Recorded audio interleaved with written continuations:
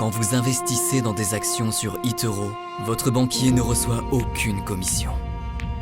Mais ne vous inquiétez pas.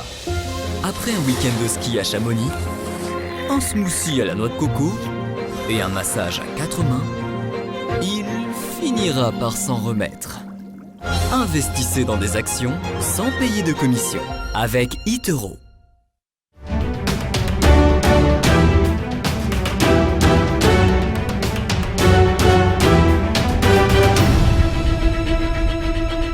Et on va savoir demain si la consommation de yaourt a augmenté pendant le confinement, puisque Danone publie ses résultats demain matin. Exactement. Donc en fait, Danone, c'est là où c'est très intéressant parce que, bon, alors évidemment, c'est une entreprise remarquable, c'est une entreprise qui coche de nombreux critères ESG, donc ISR, ce qui par les temps qui courent va être doublement intéressant lorsqu'on est un investisseur, mais ce que l'on va juste constater de manière factuelle, et on le voit très bien là aussi sur le graphique, c'est que depuis plusieurs mois, la valeur évolue dans une zone de congestion étroite qui est en fait comprise entre le niveau résistance autour des 63 et le niveau support autour des 57. Et elle n'en sort pas. Elle n'en sort pas, c'est pour ça que c'était très intéressant, juste avant qu'elle publie ses résultats, de faire un point sur la valeur. Car lorsqu'on est sur des phases comme ça de latéralisation, les investisseurs, logiquement, ne devraient rien faire.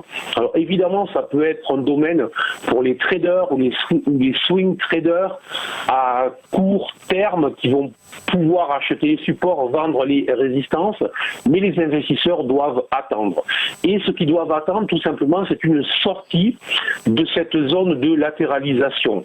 Donc, puisque les résultats vont être publiés, il s'agit de rester très éveillé et de regarder comment les opérateurs, les investisseurs vont réagir demain à la publication de ces résultats. Si jamais on venait à s'extraire vers le bas, donc sous les 57, ça sera très négatif.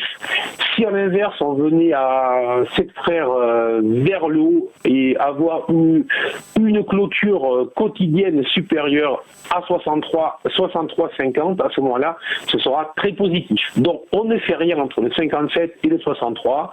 On surveille une clôture sous le support, ça sera très négatif. Au-dessus de la résistance, ça sera plutôt positif. Donc, nous attendons demain.